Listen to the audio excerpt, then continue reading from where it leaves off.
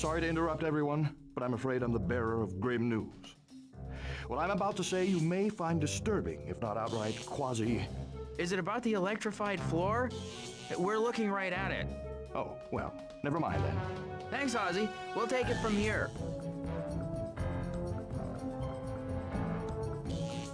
Hey folks, welcome back to Over the Hedge. Sorry for not getting this one up on Tuesday like normal. I didn't feel like it. That's been happening a lot lately, I've noticed, so I apologize if you are a person who values things being uploaded on a regular schedule. I try to, keep myself stuck to it as much as I can, but, there are some days where I'm bummed or I'm doing other stuff, and when it comes time that I have the downtime to record one of these, I don't think it would be good if I did it then, I do want them to be at least a little bit fun to watch. Anyway, here is a completely electrified floor, and that RJ immediately walks into because he's great, and I guess he's just gonna run into that rabbit until it kills him. And yeah, we're inside... I guess, is this the Smith house? It's been a minute since I fucking saw anything from this game. That spin attack did absolutely nothing. Also, now this could be said for a lot of characters at different points in this game, but it seems to happen most with, Ozzy and Heather and stuff, but, why do some characters in this game have such, comparatively poor quality voice recordings for their dialogue? Because, in general, the quality of the voices is inconsistent, and sometimes it's, overblown or fuzzy sounding. And I know it's not just the ROM, because I noticed this when I play it on console as well. And it's something that I notice happening kind of often in some of these licensed games, where... the quality of recording of the voices is not, uniform and sometimes shitty. Even if it's not necessarily terrible, it's just not always the same for everybody, and I don't know, is that just, a factor of, low budget resulting in shitty mic quality, or, what makes that happen? Is it microphones getting shitty, or, they have to do it in a different location? I know that probably not many people know the answer down to something that specific, but... Or is it, an issue with the reproduction of the recording in the game? That's what I'm mainly going at. At what point in the technical process is it most likely making this the case? Because, do they just skimp on, the microphone voice recording quality because of how much of the budget goes to creating the actual gameplay? And, the characters and everything and whatnot? Or is it literally just, a consequence of whatever, process by which they have this audio in the game that, the recording might be fine, or even if it's not amazing quality, it's at least consistent for everybody, but just some accident in the reproduction of the recording in the game, does that, create that problem? I don't know. I would be interested to know that. As always, as I bring up in a lot of my LPs of these licensed games, I really wish that, there was more of an, industry interest in the making of these kinds of games, because I feel like the stories of why certain choices, game design choices are made, and, how certain glitches and weird things came to be, you get those for, bigger AAA games, and I don't know, I just wish someone had, the investigatory interest and ability to find out.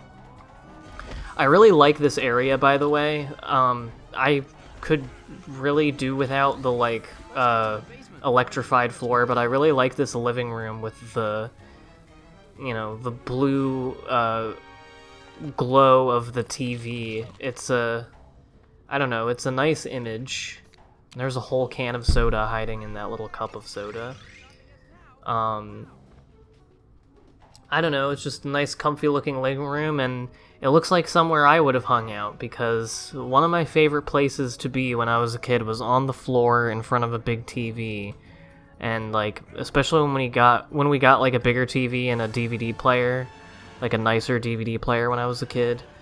I don't know, there's just something about like the smell even and the feel of those things that brings me back, and that you know, sitting in the dark with the light of the TV kind of deal. I don't know, it was nice. It also makes me think of the part in the Over the Hedge movie where they are in the living room and one of the porcupine kids accidentally steps on the remote and it makes the incredibly loud THX logo come on. I remember as a kid just thinking it was fucking hilarious that they would reference the THX thing in a movie. And we unlocked a racetrack. I will be showing off all the mini games at the end of the LP. If someone like, I don't know, Custard or Tyler might know about it, but like how to get like netplay working for this game, for the mini games, it would be nice to actually bring some people in, some other commentators to play those games, because they are multiplayer, and I don't have a, you know, way of doing local multiplayer on the ROM. This is bullshit, this food throwing thing, because, yeah, it'll, Penny will take 400 years to throw it to Lou, and then by that time it has already changed, and even if Penny has fully thrown the food out of the window to Lou, he will throw it back if it changes beforehand. The other thing is, this fucking thing doesn't make sense of where, like, you'll be... earlier, if you look, I was literally, like, facing the one that I wanted to pick up, and I ended up picking up the one next to it. And then you can't put them down while you're still on the shelf, because there's no room to throw them, because you can't just put shit down in this game, you have to fucking throw it. And, yeah, I kind of shit the bed on this. I do make it, it doesn't look like I'm going to, and eventually I just end up with, like, all of this food sprawled out on the fucking floor. So yeah, it was a little aggravating doing this part. And then the next part is the escape mission, which is even worse. And yeah, I shouldn't have expected that that would work, but whatever. Oh, I have some up to you there in a minute, hon. Get the chips. Took me a long time to figure out those are chips. The packaging is so low res. I did think it was neat in the original, in the movie, in the commentary, they talk about, like, creating all of the fake brands of snack foods and shit. As long as we're careful. Hey, look at that! What? Nice try. I heard that. Whoa. This is so much worse than a bear. Mom! Mom! There's some kind of animals in the house, and they're eating my chips! I love that kid. Also, okay, random ass thing here.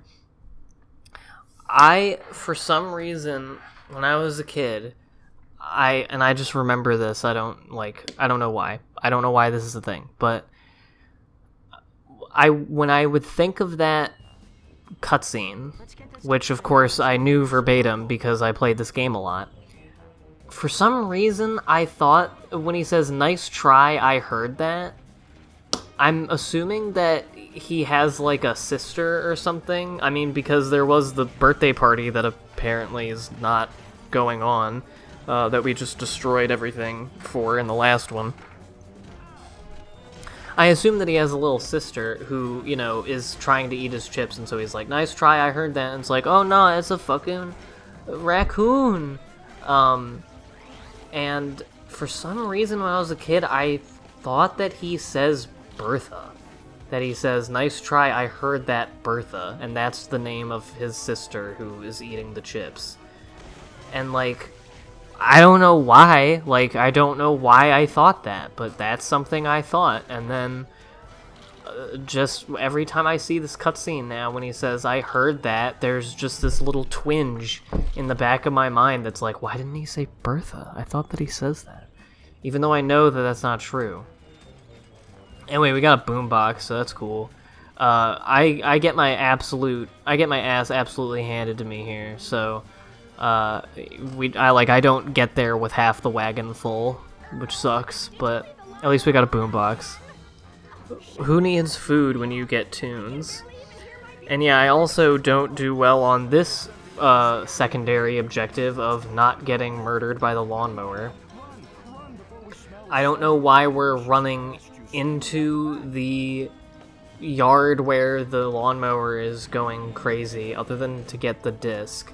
Or, like, why we need to stay here for a certain amount of time. Like, there's a sidewalk. We could walk on the sidewalk. You have to do it anyway later. I don't get it. I guess it's just to give you something to do other than dodge cars or whatever.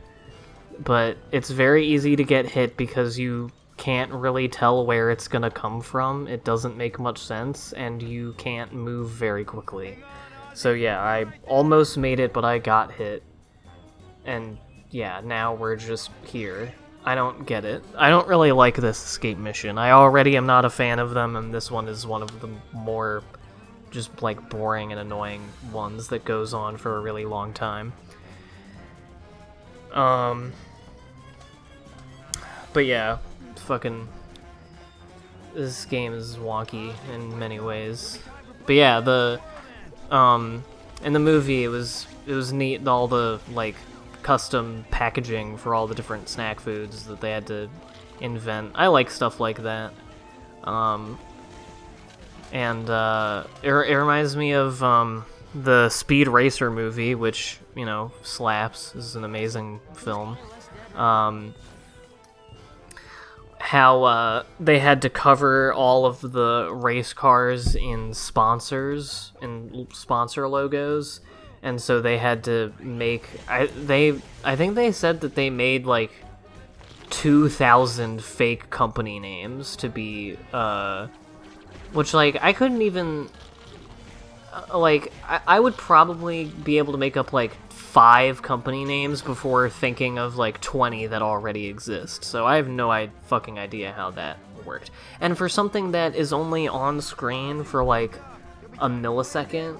it's insane, the attention to detail in the design of that movie.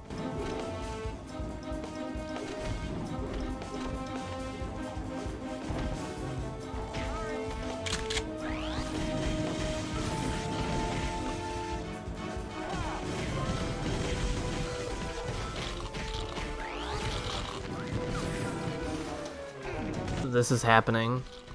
Ozzy's being annoying. What else is new? So one thing that I wrote down to talk about is commercials lately. They have been particularly bleak lately. Like, I am of the opinion that pretty much all commercials are bad. I'm sick of them.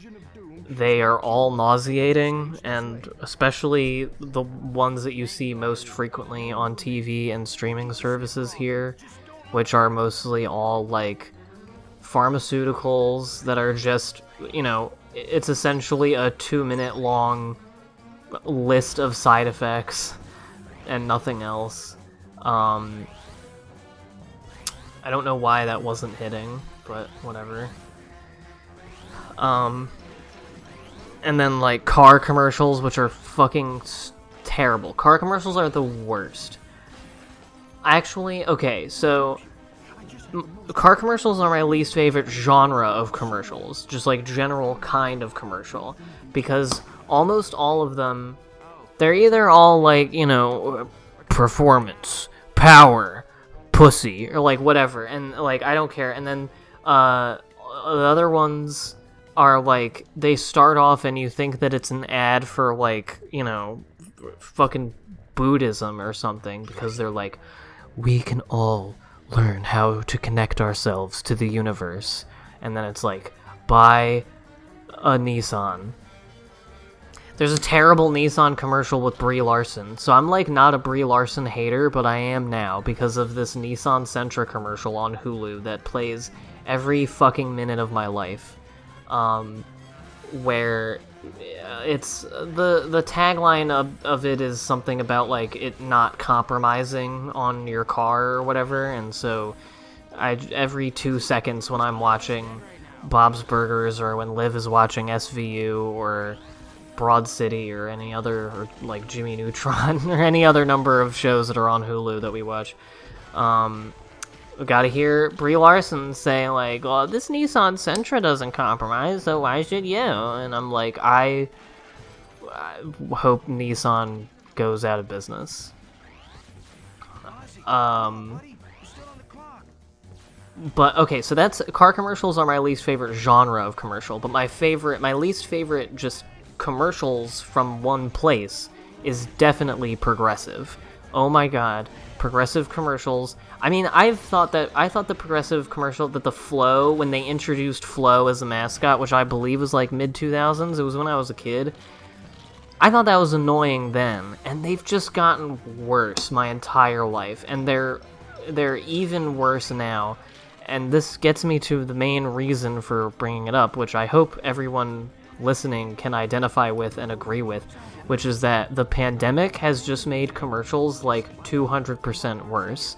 Not only are they bleak because every commercial is like subtly hinting at the fact that everyone is going to die, but they're also even more like nauseating and condescending about like, we care about you and like we're looking out for you, and it's like a bank or an insurance company, and you know, these people that in the insurance company's case literally you know, like there are health insurance and pharmaceutical company ads that I see all the time now, and they're like, you know, we're at the forefront of looking for a vaccine and all of that, and like, you guys literally make your bread and butter in the insurance company's case of telling people that they can't have health care, and in the pharmaceutical company's cases, you like, you know, just like buy up patents so that of these drugs. Like, that's why you're at the forefront of developing a COVID vaccine, is because you want to be able to sell it first. You want to be able to dictate how much it goes for and who gets to get it. And it's just a lot. And then even worse now are fucking theme park ads, like the Disney ads.